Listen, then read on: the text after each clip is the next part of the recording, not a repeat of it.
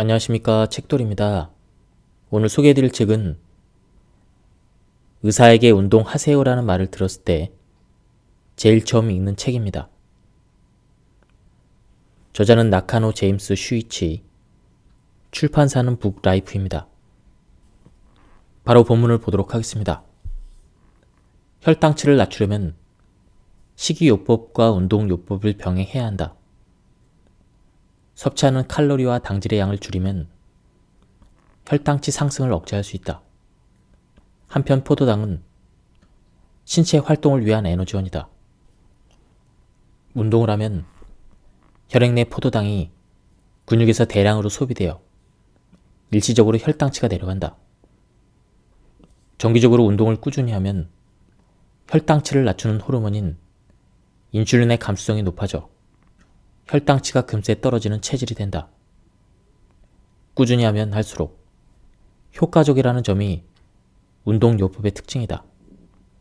또 이 책은 당뇨병 예비군에 해당되는 사람 또는 심각한 합병증은 없고 의사에게 운동 허가를 받은 제2형 당뇨병 환자를 대상으로 삼았다. 제2형 당뇨병은 체질과 생활 습관 때문에 인슐린이 원활히 작용하지 않는 질병으로 보통 중장년층이 많이 걸리지만 젊은 나이에 걸리는 사람들도 점점 늘어나고 있다. 반면에 제1 당뇨병은 췌장에서 인슐린이 거의 분비되지 않는 질병으로 대부분 20대 이하의 젊은 나이에 발병한다. 당뇨 합병증을 예방하기 위해서는 하루 동안 혈당치가 급격히 변하지 않도록 하는 것이 중요하다. 혈당치가 가장 높을 때는 식후 1시간 전후이므로 식후 혈당치 상승을 억제하려면 식사 후에 1시간 이내에 운동을 시작하는 것이 좋다. 가능하다면 매 식후, 즉 하루에 3번 운동하는 것이 가장 이상적이다. 혈당치를 낮추는 데 효과적인 운동은 걷기, 달리기, 자전거 타기 같은 유산소 운동이다.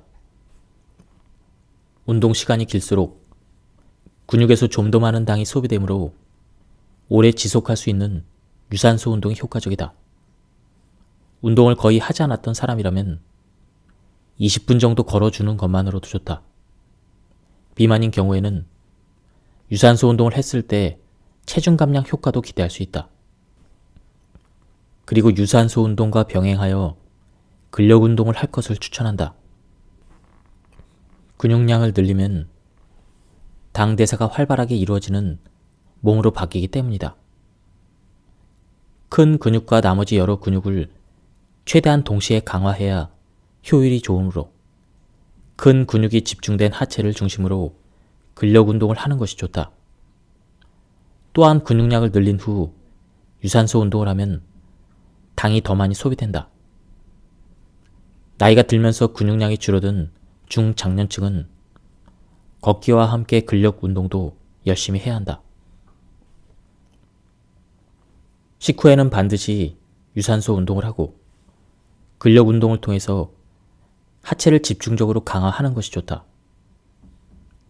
하지만 지금까지 운동을 거의 하지 않았던 사람은 이런 방법을 엄청나게 힘든 숙제처럼 여길지도 모른다.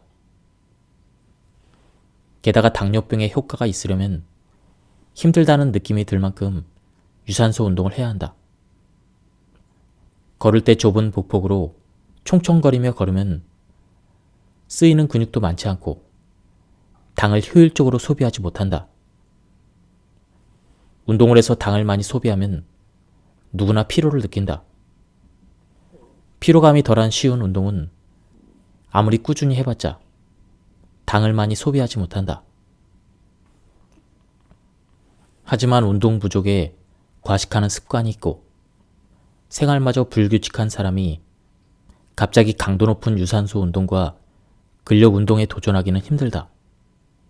처음에는 가벼운 걷기와 근력 운동만으로도 충분하니 식후에 몸을 움직여주는 습관부터 들인 뒤 서서히 운동 강도를 높여 나가는 편이 좋다. 대사증후군은 내장지방 증후군이라고도 불린다. 과식이나 편중된 영양 섭취, 운동 부족 등으로 내장 지방이 쌓이고 고혈압, 고혈당 등 이러한 질병들을 유발하여 나중에 뇌졸중이나 심장병으로 진행되는 것이다. 이처럼 골치 아픈 내장 지방, 대체 왜 우리 몸속에 쌓일까? 내장 지방은 남은 에너지를 일시적으로 축적하는 역할을 한다. 그래서 식사로 섭취한 에너지보다 신체가 소비한 에너지가 더 적으면 내장 지방이 늘어난다. 운동이 부족한 사람은 내장 지방이 쉽게 쌓인다고 할 수 있다. 또 인간의 몸은 나이가 들어가면서 기초 대사량이 떨어진다. 기초 대사량이란 아무것도 하지 않고 가만히 있어도 생명 유지를 위해서 우리 몸속에서 소비되는 에너지량을 말한다. 성인이 된 후에는 나이가 들수록 기초 대사량이 떨어지는데 세상이 점점 편리함을 추구하다 보니 걷거나 계단을 오르는 활동이 줄어들어 대사증후군에 걸릴 위험이 점점 더 증가하는 것이다. 내장지방 연소에 효과적인 운동은 걷기나 조깅 같은 유산소 운동이다. 살짝 숨이 찰 정도로 유산소 운동을 할 때 우리 몸은 에너지원으로 지질과 당질을 모두 사용한다. 앞서 혈당치를 낮추기 위해서 힘들다고 느껴질 정도로 유산소 운동을 해야 된다고 했는데 숨이 심하게 헐떡거릴 만큼 격한 운동을 했을 때 당질이 더 많이 사용되기 때문이다. 하지만 내장 지방 연소가 목적이라면 그보다 강도가 좀 낮아도 괜찮다. 그렇다면 대체 유산소 운동은 얼마나 해야 할까? 미국 스포츠 의학회 기준에 따르면 하루 30분 이상이 바람직하다고 한다. 이는 한 번에 30분을 해야 된다는 의미가 아니므로 나누어 해도 상관없다. 예전에는 유산소 운동을 20분 이상 지속해야 지방이 연소된다고 했는데 이는 틀린 말이다. 하루에 10분씩 3회에 걸쳐서 운동을 해도 지방이 충분히 연소되고 건강을 유지할 수 있다. 또 2017년 3월 영국의 러플러버 대학교 게리 오도노반 박사 연구팀이 발표한 논문에 의하면 매일 30분씩 하는 그만큼의 운동을 주말에 한꺼번에 몰아서 해도 충분히 효과가 있다고 한다. 주말에 2회에 걸쳐 90분씩 운동해도 하루에 30분씩 엿새간 운동한 것과 같은 효과를 얻을 수 있다는 말이다. 다만 갑자기 장시간 운동을 하기란 쉽지 않기 때문에 운동 부족인 사람은 운동을 하루에 몇 차례로 나누어서 하는 편이 좋을지도 모른다. 유산소 운동을 오래 하면 지방이 더 빨리 연소될 것 같지만 무조건 그렇다고 말할 순 없다. 유산소 운동을 끝낸 직후에는 체내에 남은 열로 지방이 순환하는 시간이 있다. 이를 운동 후 초과 산소 소비량이라고 하는데 운동 후에 소비 칼로리가 늘어난 상태가 대개 2시간에서 4시간까지 지속된다는 것이다. 다시 말해 짧은 운동을 하루에 몇 차례 나누어서 실시하면 이런 효과를 더 많이 볼 수 있다는 것이다. 대사증후군을 개선하는 데는 유산소 운동을 하면서 근력 운동으로 근육량을 늘려 기초 대사량을 높이는 방법이 효과적이다. 운동을 하지 않으면 근육량이 줄어 기초 대사량이 떨어지기 때문에 내장 지방이 늘어난다. 내장 지방 축적을 예방하려면 특히 큰 근육이 집중된 하체를 강화해야 한다. 이에 앞서 설명한 당뇨병 예방법과 동일하다. 근력 운동을 하면 성장 호르몬과 아드레날린 등의 분비가 촉진된다. 그 결과 지방이 쉽게 분해되는 상태가 되므로 그 후에 걷거나 조깅 같은 유산소 운동을 해주면 지방 연소 효율이 훨씬 높아질 것이다. 하지만 대사증후군이 있어서 운동을 하는 경우 살이 쪄서 몸무게가 많이 나간 사람은 주의해야 한다. 몸무게가 많이 나가는데도 격한 운동을 하려고 했다간 무릎이나 발목 등에 부상을 입을 수도 있기 때문이다. 섭취하는 칼로리가 심하게 많다면 일단 식단 조절로 체중을 어느 정도 감량한 후에 운동량을 서서히 늘려나가는 편이 가장 좋다. 중성지방 등 나쁜 콜레스테롤 수치가 높을 때 생기는 이상지열 혈증은 당뇨병이나 고혈압과 마찬가지로 운동으로 개선할 수 있다. 방법은 역시 하루에 30분 유산소 운동을 하는 것. 살짝 숨이 찰 정도의 유산소 운동을 10분씩 3회에 걸쳐 하면 좋다. 또한 근력 운동으로 기초 대사량을 높여 지질을 쉽게 소비하도록 만드는 것도 중요하다. 식단은 어떻게 짜면 좋을까? 이상 지질 혈증인 사람은 콜레스테롤 하루 섭취량을 300mg 이하로 줄이고 동물성 지방을 적게 먹고 생선이나 식물성 지방을 많이 섭취하는 것이 좋다. 그리고 당질을 다량 섭취하면 중성지방이 늘어나기 쉬우므로 주의해야 한다. 이상지질 혈증도 생활 습관병의 일종이라 뚱뚱한 사람이 잘 걸린다는 이미지가 있는데 꼭 그렇지만은 않다. 만성적으로 운동이 부족한 사람, 나이가 들고 귀찮아져서 외출을 하지 않아 활동량이 줄어든 사람, 이런 경우에는 마른 체형이라도 중성지방 수치가 높을 수도 있다. 그런 사람들 가운데는 근육 안에 지방이 쌓이는 근육 내 지방이 생기는 경우도 있다. 근육 내 지방은 내장 지방과 마찬가지로 유산소 운동과 근력 운동으로 태울 수 있다. 살이 찌지 않았는데도 중성지방 수치가 높은 사람은 근육 내 지방이 쌓였을 가능성이 있으므로 운동을 시작해야 한다. 근력이 저하되거나 똑같은 자세를 장시간 유지하여 근육이 긴장되는 것 외에도 어깨 결림을 유발하는 중요한 원인이 또 하나 있다. 바로 스트레스이다. 업무에 대한 부담감과 개인적인 고민 등으로 심한 스트레스를 얻게 될 수가 있다. 그럴 때 근육의 긴장을 유발하며 어깨를 뭉치게 만든다. 특히 등 세묵은, 즉 머리뼈 밑에서 어깨까지 이어지는 근육은 정신적 스트레스로 쉽게 긴장되는 부위이다. 어떤 수영선수는 큰 시합을 앞두고 있을 때면 늘 등 세무근이 긴장되어 어깨가 심하게 뭉친다고 한다. 아무래도 수영선수이니 근력 저하나 혈액순환 장애 때문이라고 할 수 없을 것이다. 그런데도 어깨가 뭉치는 이유는 좋은 기록을 내야 한다. 이겨야 한다.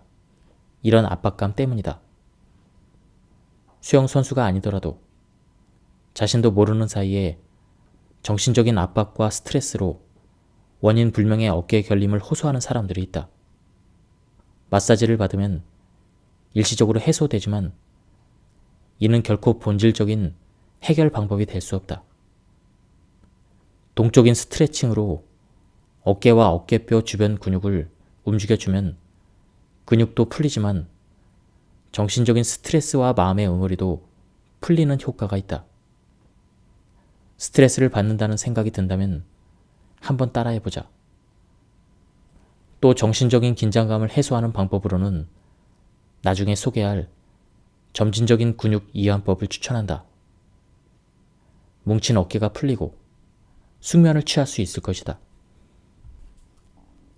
뼈도 근육과 마찬가지로 운동을 통해 자극을 가해주면 골밀도가 늘어나 튼튼해진다. 여담이지만 무중력 상태에 있는 우주 비행사는 뼈의 체증으로 인한 부하가 가해지지 않기 때문에 골밀도가 감소한다. 뼈의 대사가 저하되어 칼슘과 단백질 합성이 제대로 이루어지지 않기 때문이다. 뼈에 자극을 주는 운동으로는 걷기나 가벼운 점프를 추천한다. 또 뼈를 지탱하는 근육을 강화하는 운동도 효과적이다. 잘 넘어지지 않으려면 근력 운동으로 하체에 집중된 큰 근육군을 강화해주는 것이 좋다.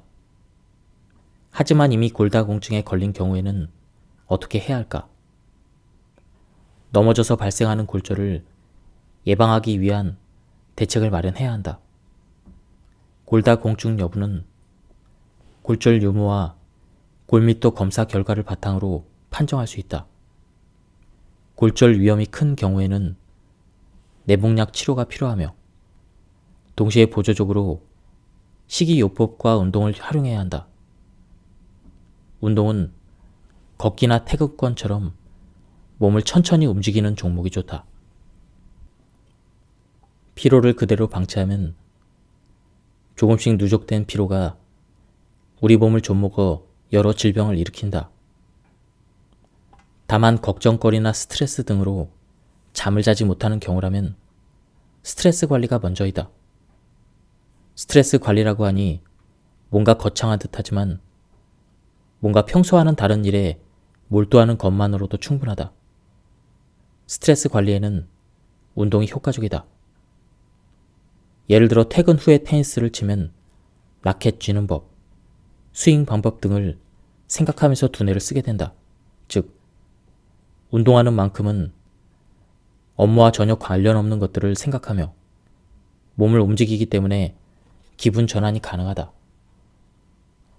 헬스장에 가서 근력 운동을 하며 땀을 흘리거나 수영장에서 수영을 하는 것도 좋다. 운동을 할 때는 평소와는 다른 환경에 놓인다. 가령 달리기를 할 때 귓가에 들려오는 바람을 가르는 소리, 피부로 느껴지는 낯선 공기, 속도감과 땀이 나는 느낌 등은 기분 전환에 도움이 된다. 그 결과 숙면을 취할 수 있어 피로가 쉽게 누적되지 않는다.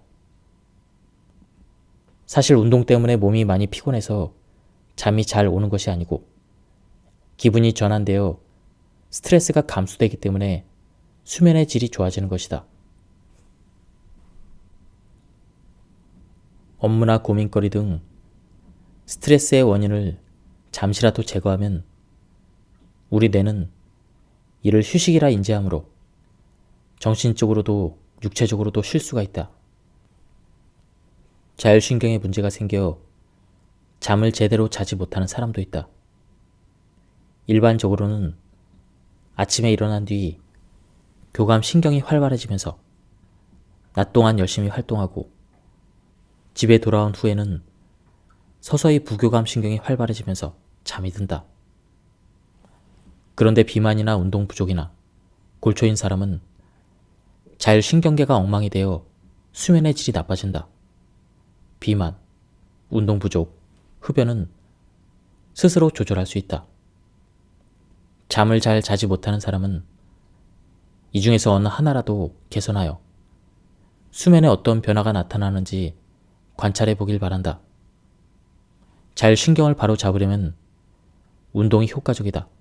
단, 밤에 운동을 하면 교감신경이 활발해져서 잠이 잘 오지 않을 수도 있으므로 주의해야 한다. 운동은 우리 몸에 어느 정도 스트레스를 준다. 그리고 그 스트레스가 일종의 자극제로 작용하면서 혈류가 늘고 대사가 활발해지며 신체에 좋은 영향을 미친다. 피곤한데 긴장해서 잠이 오지 않는다면 교감신경이 활성화된 상태가 지속되고 있는 것이라고 볼 수 있다. 이런 경우에 시도하는 방법이 바로 점진적인 근이완법이다.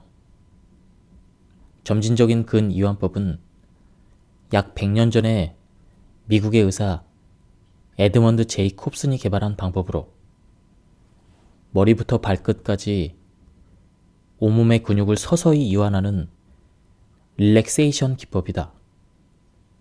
이 기법은 다음과 같은 경우에 효과가 있다.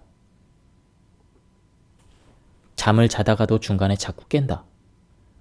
긴장, 공포, 분노로 심장 박동이 빨라진다. 긴장, 공포, 분노로 편두통, 어깨결림, 요통, 복통 등이 발생한다. 숨쉬기가 힘들다. 점진적인 근이완법은 일부러 근육에 힘을 주어 긴장을 시킨 뒤에 다시 이완하는 방법이다. 정신적인 긴장이 지속되면 근육도 긴장하므로 온몸에 힘이 들어가고 어깨가 뭉쳐져 혈액순환이 나빠진다. 이때 한 번 더 힘을 준 뒤 다시 근육을 이완함으로써 마음의 긴장을 완화해서 릴렉스 모드가 되게 만드는 것이다. 또한 우울 상태나 우울증을 개선하는 데 운동이 효과적이라는 사실은 이미 증명되었다. 다만 어떤 운동이 가장 효과적인지에 대한 답은 없다. 한 가지 확실하게 말할 수 있는 것은 운동을 하면 혈액순환이 개선되고 동시에 뇌 속의 신경 전달 물질인 세로토닌과 엔돌핀 등이 다량 분비된다는 사실이다. 세로토닌의 양이 증가하면 마음이 안정되고 기분이 좋아지며 불안감과 우울감 등이 개선된다. 엔돌핀은 뇌 속의 마약이라고도 불리며 진정 효과와 고양감, 행복감을 느끼게 하는 효과가 있어 증상을 개선하는 데 도움을 준다. 앞서 말했듯이 운동은 기분 전환에도 도움이 되므로 스트레스 등으로 기분이 처지거나 우울해한다면 퇴근길에 헬스장에 들러 가볍게 땀을 뺄 수 있는 운동부터 시작해보자. 운동이나 트레이닝을 통해서 몸을 움직이면 자율신경계도 제 기능을 찾는다. 교감신경과 부교감신경의 균형이 잡히기만 해도 우울 상태가 개선되는 경우가 있다. 근육량을 1kg 늘리면 기초 대사량이 약 50kcal 높아진다고 한다. 뱃살을 빼려면 복근 운동보다는 큰 근육, 특히 하체 근육을 강화하는 것이 효과적이다. 평소에 운동을 하지 않는 사람의 근육량은 20살 전후 기점으로 연간 약 1%씩 감소한다고 한다. 그 중에서도 특히 하체 근육량이 현저히 감소한다. 배가 나오는 요인 중 하나는 섭취하는 칼로리가 소비하는 칼로리보다 많기 때문이다. 나이가 들면서 근력 저하와 운동 부족으로 소비 칼로리가 줄어드는데도 예전과 똑같은 식생활을 유지한다면 남성일 경우 내장 지방이 늘어나 배가 나올 것이다. 하지만 강도 높은 식이 제한은 몸에도 큰 부담을 준다. 그보다는 평소 생활을 조금 바꿔 감소한 하체 근육량을 늘리는 편이 건강에 더 좋다. 일상생활에서 손쉽게 시작할 수 있으며 효과적인 운동은 계단 오르내리기다. 지하철역에서는 에스컬레이터를 타지 않고 회사에서는 엘리베이터를 타지 않으며 횡단보도가 아닌 육교로 길을 건너는 등 계단을 적극적으로 이용하면 하체 근육량을 늘릴 수 있다. 계단을 이용하는 생활을 3달간 꾸준히 지속한다면 하체 근육이 강화되어 지방을 쉽게 연소하는 몸으로 바뀔 것이다. 땀을 많이 흘리면 상쾌하니까 스트레스를 해소하는 데 도움이 될 수도 있다. 하지만 지방 연소 효율을 따졌을 때 반드시 땀을 많이 흘릴 필요는 없다. 인간 체내에는 리파제라는 지방 분해 효소가 있다. 리파제는 체온이 평소보다 1도에서 2도 정도 상승했을 때 가장 활발하게 작용한다고 한다. 옷을 두껍게 껴입고 운동을 하면 체온이 너무 많이 올라가서 리파제 기능이 저하되어 지방이 연소되기 힘들어진다. 사우나에 들어가는 것도 마찬가지다. 지방 연소 효율만 생각하면 별로 효과적인 방법이 아니다. 운동할 때는 통기성이 뛰어난 옷을 입고 체온을 조절해야 하며 너무 더우면 상의를 벗는 편이 좋다. 또 운동 중에 수분을 충분히 보충해 주는 것도 중요하다. 아무리 가벼운 정도라도 탈수 증상이 있으면 지방을 태울 에너지도 생성되지 않는다. 목이 마르다는 생각이 들었을 때는 이미 탈수 증상이 나타난 것이라는 그러한 점을 주목해야 한다. 갈증을 느끼기 전에 미리미리 수분을 보충하는 것이 중요하므로 운동 전, 운동 중, 운동 후에 틈틈이 수분을 보충해주자.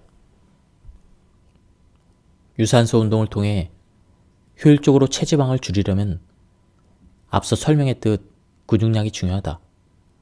근육량이 적은 사람은 유산소 운동을 해봤자 지방 연소량이 적기 때문에 근력 운동으로 근육량을 늘려야 한다. 다만 운동을 시작할 때 체중 감량을 목표로 삼지는 말자. 근육은 지방보다 무게가 많이 나가므로 운동을 시작하고 근육량이 늘어나면 운동을 하기 전보다 체중이 늘어날 수 있기 때문이다. 반대로 한 달에 체중이 3kg 이상 빠진 경우 트레이너들은 대부분 다이어트가 실패했다고 말한다.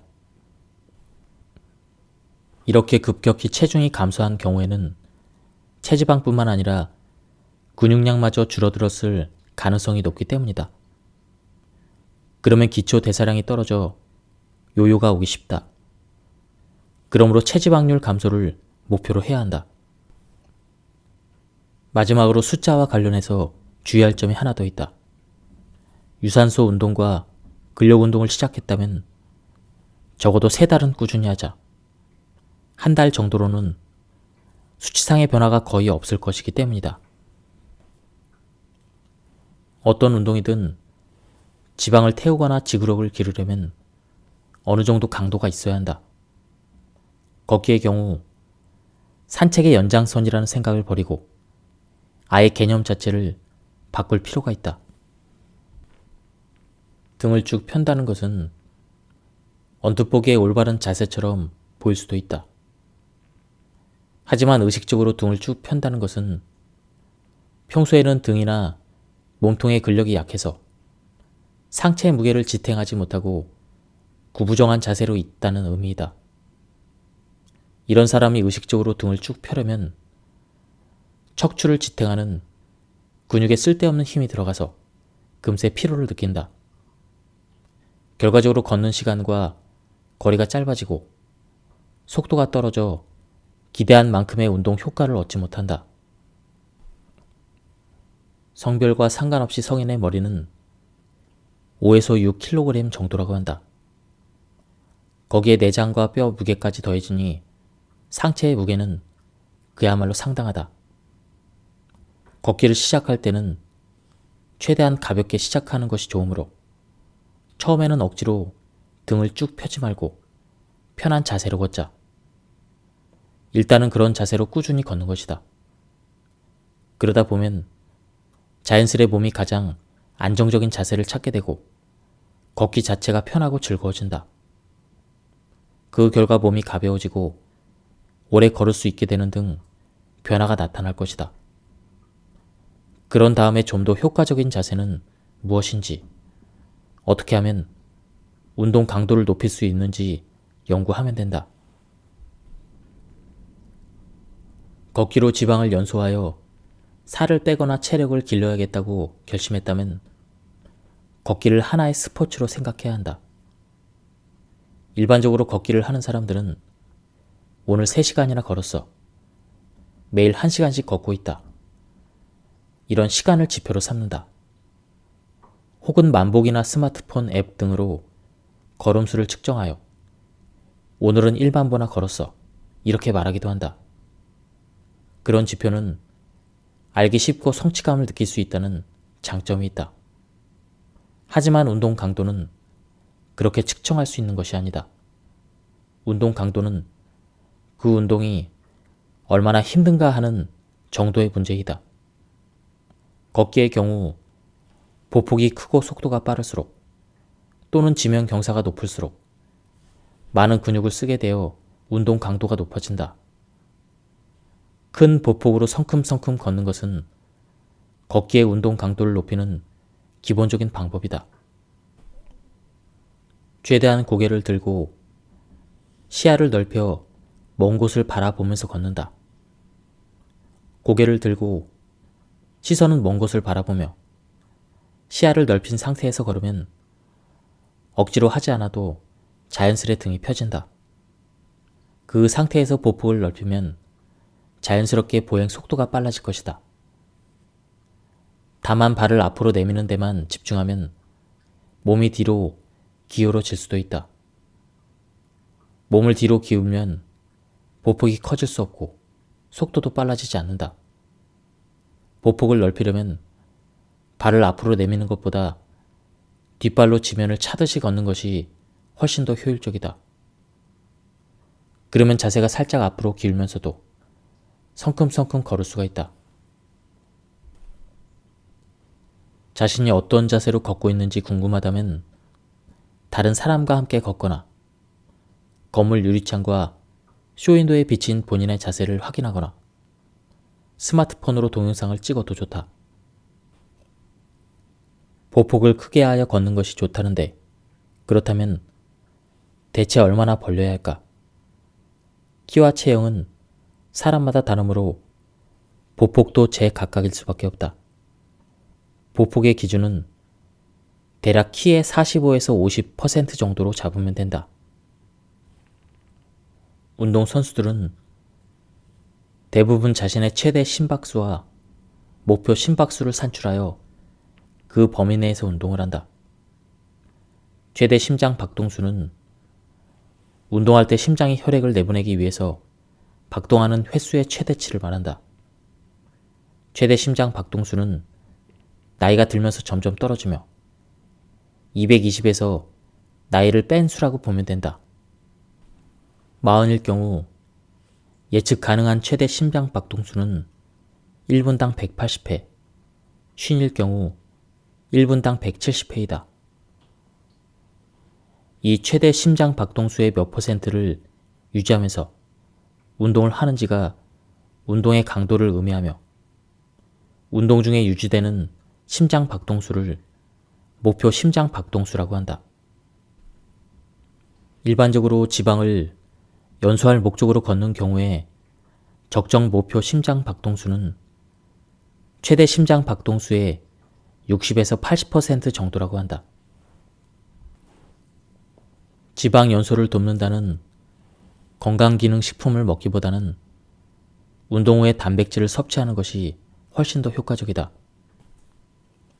운동하면서 손상된 근섬유를 회복하려면 단백질이 꼭 필요하다.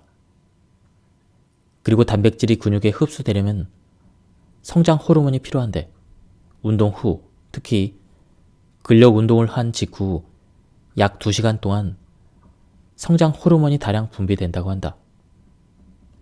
이때 단백질을 섭취하면 성장 호르몬의 작용으로 근육을 회복하는 데 단백질이 사용되는 비율이 높아진다. 근육량을 늘리면 기초 대사량이 높아져 저절로 뱃살이 빠질 것이다. 예, 지금까지 이 책에 대한 리뷰를 모두 마쳤습니다. 이 책은 우리가 운동에 대해서 생각하는 많은 상식들이 틀린 것들이 많다는 것을 알려주는 책이었습니다. 예를 들어서 복근 운동을 아무리 해도 배는 들어가지 않는다. 땀을 흘려가며 운동을 해도 지방은 사라지지 않는다. 이런 잘못된 상식을 알려주는 내용이 많이 있었습니다. 그리고 무엇보다도 이 책을 읽으면서 운동을 하고 싶다는 마음이 많이 생겼습니다. 제가 발췌 요약을 해서 설명을 드렸기 때문에 많은 부분이 생략되었습니다. 전체적인 맥락을 파악하고 싶은 분들은 한번 책을 구해서 읽어보실 것을 추천드립니다. 예, 여기서 리뷰를 마치도록 하겠습니다. 감사합니다.